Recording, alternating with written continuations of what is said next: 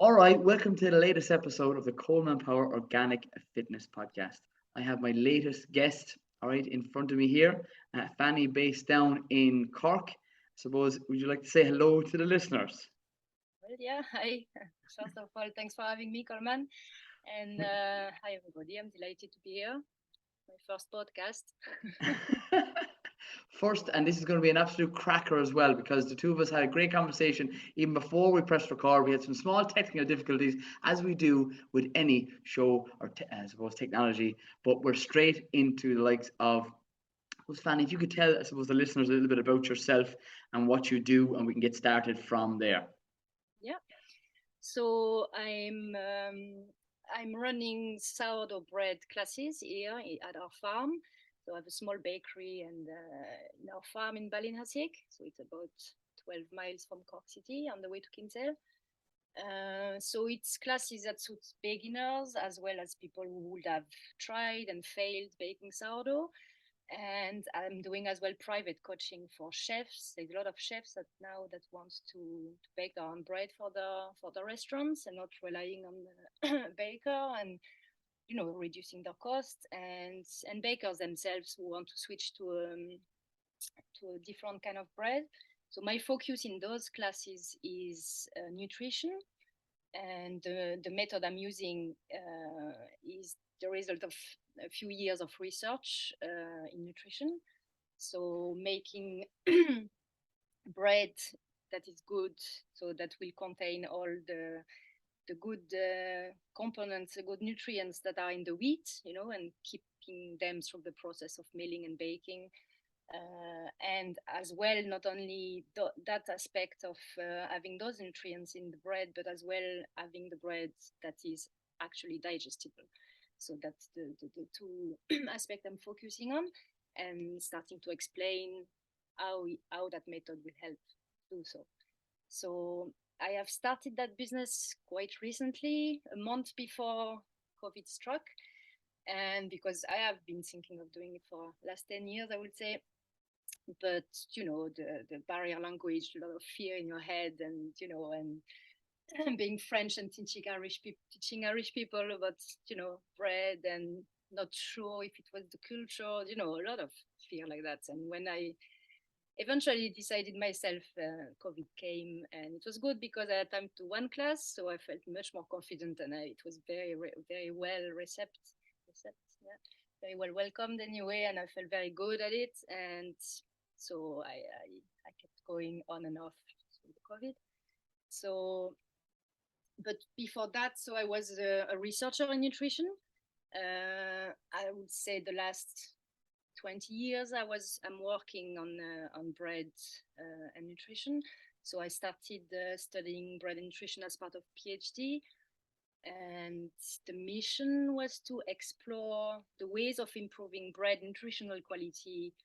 So it lasted 5 years because, as you can expect, if you want to look at the bread, so you have to look at the process of bread making, but then you have to look at the ingredients, so the flour, so how it is milled and everything. So there's a lot of different aspects of the milling that will make a good or more or less good flour, and where the flour come from the grain, from the wheat. So there is all the varietal aspect, the breeding aspect of wheat that we have been looking at. So it was a kind of a massive project that we had to work with growers, farmer bakers. There's a lot of farmer bakers in France. It's actually starting in Ireland. That's great. So we can talk about that later. So it's very good.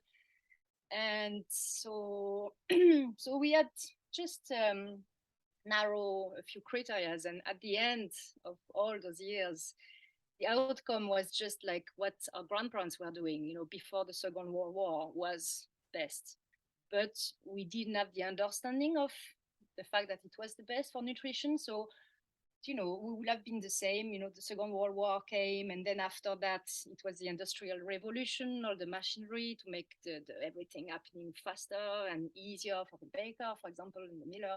So everybody, dive into that, and slowly we didn't really realize what happened, but the bread we are eating now is not at the highest standards, and Yes, actually you're people, right. It's you know, completely different. And Yeah, when we people realize sometimes. Mm, it is I will. completely different, and we Sorry. realize that the fact that we've gone so far away from what real food should be, it shouldn't be quick, it shouldn't be sliced up, it shouldn't be white, it definitely shouldn't be sprayed top to toe with glyphosate and put in the likes of a packet wrapped in plastic, causing BPA toxins to be leached into that food that causes That's massive, right. massive negative effects on our overall gut health. And what you're doing is supposed to getting back to simpler things, because Yeah, that's yeah, what yeah, yeah, yeah. we've done for It's generations.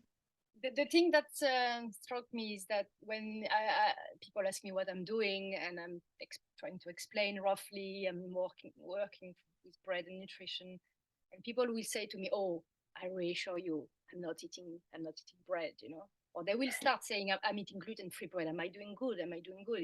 So don't take me wrong. Gluten-free bread is, there is Yeah. a need for celiac people who have autoimmune disease that even a particular flour will make them really, really sick. But when people choose gluten-free bread because in their head bread is bad, for me it makes me jumping off because we have been eating bread for as long as 10,000 years before Christ. Okay, that was a staple all over the world in all different culture. A staple, so which means that was the main food. So, and it was on the altar in the church. Okay, and now it's the devil. You know, bread, gluten, all that is no, I'm not touching that, and which might be true for some bread. But at what's what make me jump off is that at no time some people will think what happened. Just asking yourself that question, what happened? Okay, bread at the moment, the bread that is offered in the supermarket, for example, is quite bad. People experience that they can't digest it very well. But what happened? Before we were eating it and it was all fine. So just that critical mind to ask yourself the question, and then say, oh, maybe we could reverse that, or no, we go off bread. Do you understand? That's just really. So basically, to make it short, after all those years of research, I started to. So I kept going a little bit on research. I actually moved to Ireland, and I wanted to move to Ireland to play music, but that's another story. And I wanted to keep going, to keep working. So I asked, all the labs in the world are collaborating. So I asked my boss at the time in France, do you know anybody working on that subject, on bread and nutrition, anywhere in Ireland? I don't care, anywhere but in Ireland. And I found a lab in UCC where I worked nearly 4 years on the aspect of the relationship between salt content in bread and high blood pressure. Bread is the second source of salt in our diet, so it's hidden salt. When you want to cut off salt because you have high blood pressure, you won't really think of bread being a salty food, but it is. It's actually way too salty for the need we need, the need for salt in the process. Okay, there's more than twice too much salt in bread. So that's another aspect because I always say before making a bread good, it has to be not bad. So it has to be organic, chemical free, and not too salty. And then you will look at improving it even better. So that's what I was doing, but I was doing classes as well in France. So I was going to in the Pyrenees. There is it's from French, so I don't be of much help here. But it's a week-long classes to learn how to make bread.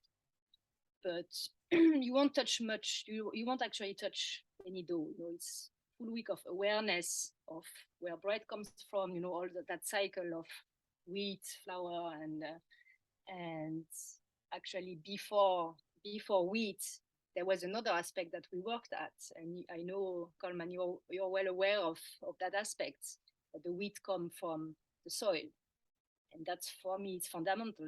If the soil is dead, if it has been sprayed for years with chemical, there's no microorganism. It doesn't make any sense to think of doing live bread, live sourdough. Sourdough is microorganism. They come with the wheat from the soil. When the wheat comes out of the soil, it's like a birth. It's like baby going through the the vagina of a mother. It brings all the immunity with. The immunity is the microorganism, So it's something that will condition the health of the child, and the same for the wheat, are the same. It's That not is an amazing analogy. I've talked to so many different people on the benefits of growing things in soil, but I've never, suppose, anybody explained it just like that. That is key. It's such a visual thing. And not only whether it's wheat, whether it's the likes of the potatoes that are pulled out of the ground, the carrots, the most beneficial thing you can do is get foods that are grown in soil. Every vitamin and mineral comes from the ground, but the thing is, we're trying to go further and further away from that. We're trying to grow in hydroponics. We're trying to get things genetically modified, which is totally what nature is not designed for. But the main thing with wheat, it was the nitrogen input, adding nitrogen as a fertilizer, where you have free nitrogen in the atmosphere. That makes no sense. And we know that there is plants, the family of the legumes, that are able to fix the atmospheric nitrogen. And if you have a soil that is alive, the roots of the plants will be surrounded by microorganisms, bacteria, and all those fungus that are beneficial, because they have a symbiotic relationship with the plants, transforming that atmospheric nitrogen in a nitrogen form that is soluble, that is available for the plants to absorb. And here you go, you plant legumes like lentils or clover, the farmer will mostly do, but the advantage of lentils or any legumes that we can eat ourselves, so it's like a companion crop that would be edible and useful. Yeah, you could use broad beans to be another good one. Broad beans, French beans, runner beans. There'll be other trees or peas or beans. They're definitely options for people, because that, you're right. People say, "Oh, clover doesn't give me any advantage," but sometimes it's important to add in clover into a crop rotation, because we don't always have to constantly take. It's like a relationship. If you keep on taking in a relationship, there's going to be a snap. There's going to be a break in the ecosystem at some When I stage. say lentils, when I say that we can as well benefit from it, it's because if you harvest the lentils and the wheat at the same time, and you do a sourdough with it, they have the memory of the soil together. They have that same surroundings. They have been growing up. They have been growing in the same soil. So it's very important that that matrix. They have the same microorganism. There is, when we say bacteria and yeast, there is so many variety of them. It's the biodiversity. We call it biodiversity of animals and plants, but the biodiversity of those microorganisms is very, very big. So they have the same, and you make a sourdough with it. So the starter, the sourdough starter will make all the goodness of the lentils and the wheat available for your body. And the important fact in that is that the wheat doesn't have all the amino acids that we need, but the complement of the lentils will make all your protein needs completely complete. There is one cereal, the einkorn, that would be the grandfather of the bread wheat, that will have all the amino acids. But it's not. I know it's grown in Ireland, but it's not very, very spread. I've been talking to an historian she's actually an archaeologist in wheat, and she said that einkorn actually wasn't really cultivated back in the time, when there was wheat here and rye and barley, there was all that, at the moment it's only starting again. But I know I'm jumping subject, but 100, I will say 99% when I came to Ireland in 2007 of the flour used for baking bread in Ireland was imported from France and a little bit from Canada. Okay, because there is one myth in people's head, and mostly farmers, is that we can't grow wheat for baking in Ireland. Okay, that myth is being broken slowly. I don't want to say thanks to, but thanks to the war in Ukraine, we have a bit more awareness about the lack of self-sufficiency about wheat, you know. So it's, I know the war is a bad thing, but in every bad thing there is a good thing coming. So now the government is urging farmers to grow wheat in Ireland, and it's possible. So why they think it's not possible? It's because you won't have wheat that will have a sufficient content in protein. So when farmers are talking about protein in wheat, it's meaning the gluten. Gluten is a protein in the wheat, okay? And the bakers need enough gluten to make big rice bread, you know. To make sandwiches, you need a big rice, you know. So if you if you don't have those proteins, it's a bit harder, because that protein will act a bit like a balloon, you know.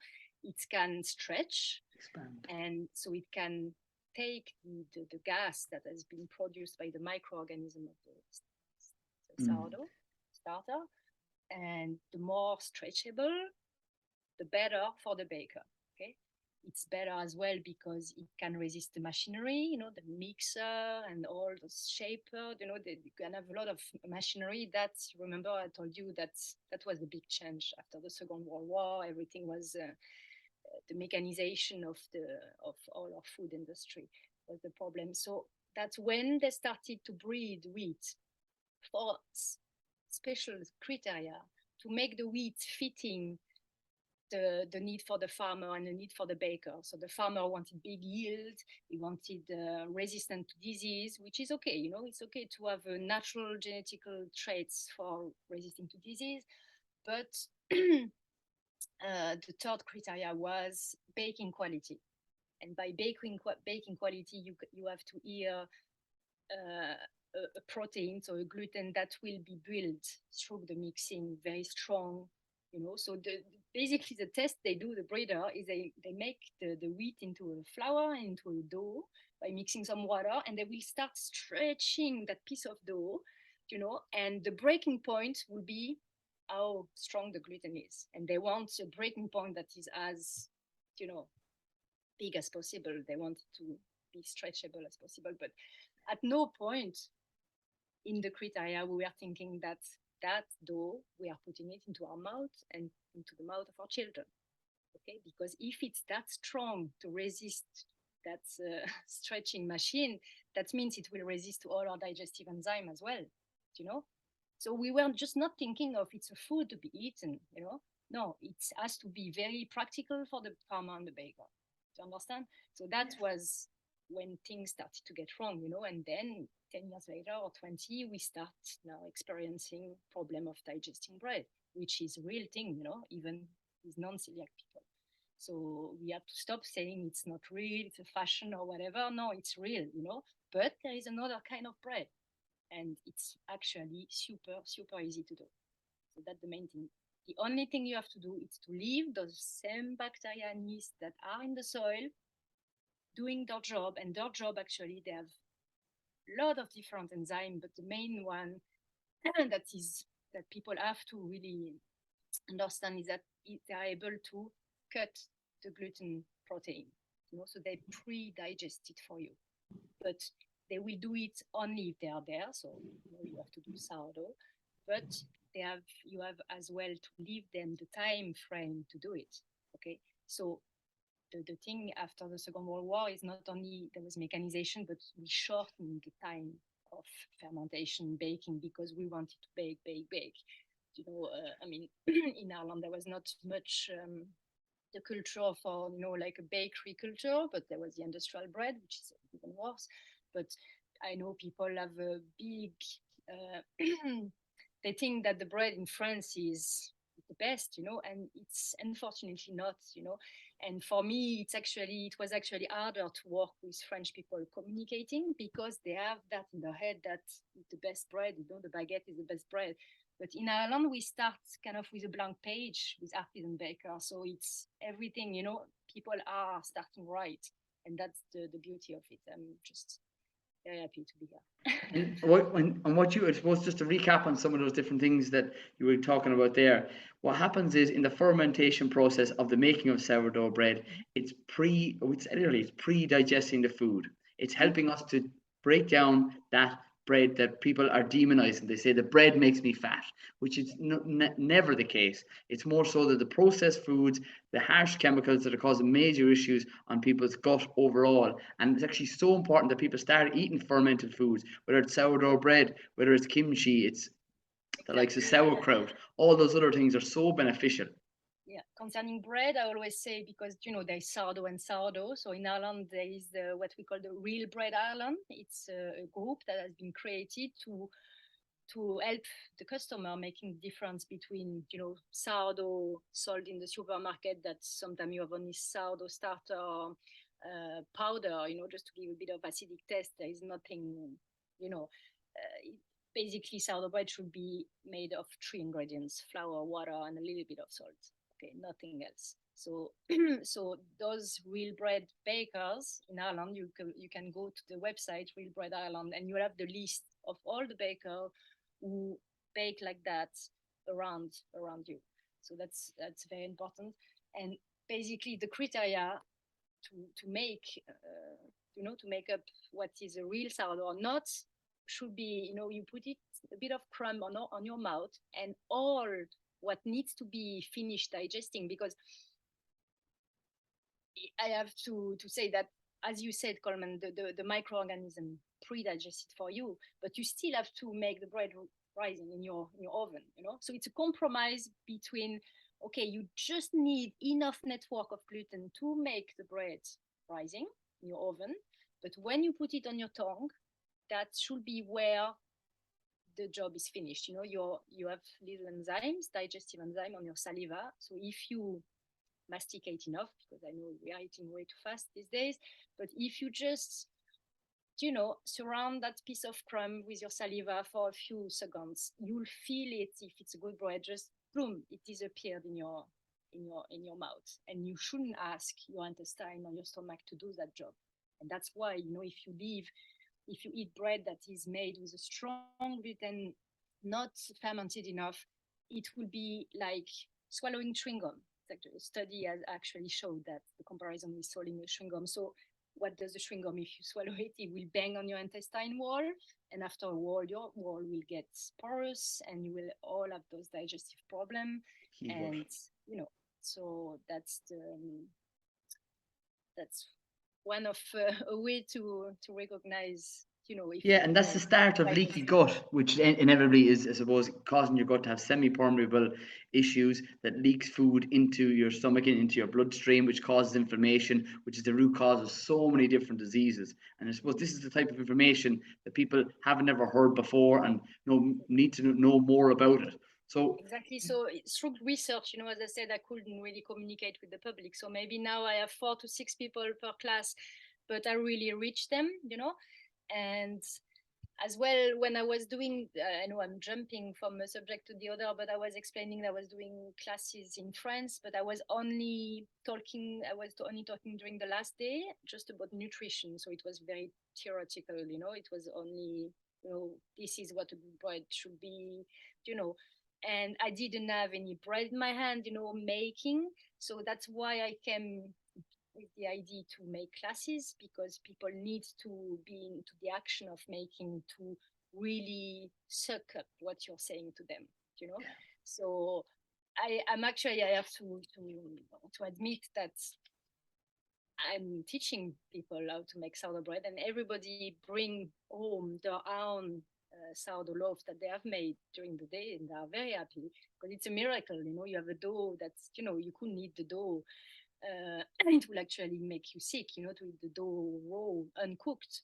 But just through the oven, it's just making that transmutation into the principle of life, with most of the amino acids and everything. It's like a miracle to see it rising in the oven. It's always something in the classes. But my main focus, I see it more than an awareness experience on what real food is, So we will have breakfast together and lunch together, and we will have, obviously, for breakfast, I want them to taste the bread they are going to make. So they will spread the honey we are making on our farm. And then at lunch, we will make all the sourdough, selection of all what you can make with sourdough. There's a lot of other things than bread. So we could have sourdough pizza that you'll find nowhere else, Yes, I love it. Sourdough calzone, you name it. And that's accompanied by the vegetables we grow here, and we will pick them a few hours before the prime, they are the season, and just witnessing people just having that in our mouth and testing something, tomatoes, like, in August, not in February, that taste like nothing else, and for me, that's it's, that awareness, About food and when of they what come into food should season taste. is, And yeah, like you're so right there in saying that point. The tomatoes are, I suppose, a summer food, and for people to actually taste them, picking them when they come to your course and literally putting them in their mouth, they gain the beneficial microorganisms at that time of the year, which foods come into season for a reason. Like, I love that point that apples are now, we're coming into September and October and coming close to Christmas. Those come into season. Why? Because they're naturally high in fiber. Fiber, good for your gut health. 70% of your immune system is located there. This is all kind of knowledge that people don't hear enough about. And it's great that you're educating people when they come to you and your classes. And I suppose it's just much more easy when, they are much more open when they're, first of all, they're in the farm, they can see the wheat growing. We are growing wheat, so we are growing heritage wheat. So heritage wheat, basically, it was the variety who existed before, or kept going before those breeding criteria I was telling you about. So they didn't go through those criteria. So farmers were just the only criteria. It was, when you harvest your wheat, you have to keep some seeds for the next generation. for the next growing season, which is not done much now by grower, because they get the seeds every year from breeders, because those seeds most of the time are sterile, or they won't keep going for 1 or 2 more season, because they are made like that, and so they are completely dependent on them, on buying that. And the main thing of those varieties is that they are not they are not clones. If you want, the farmer wants a variety that has those criteria of yield, baking qualities, everything that I have told you before. And to have that, and to have very reproducible variety, because you want to apply the same recipe to your bread, So I'm never talking about recipe in sourdough, because it's a live, it's a live grain and a live dough. So you can't talk about a recipe. You have to feel. Sometimes it will suck up more water. Even the same harvest, it depends on the atmospheric pressure. You have to be there, you have to be there with the dough and being able to read it, and every day it will change. But it's not hard. It's just you have to be there, and that's what we don't do enough these days, Physically, we in the read. moment.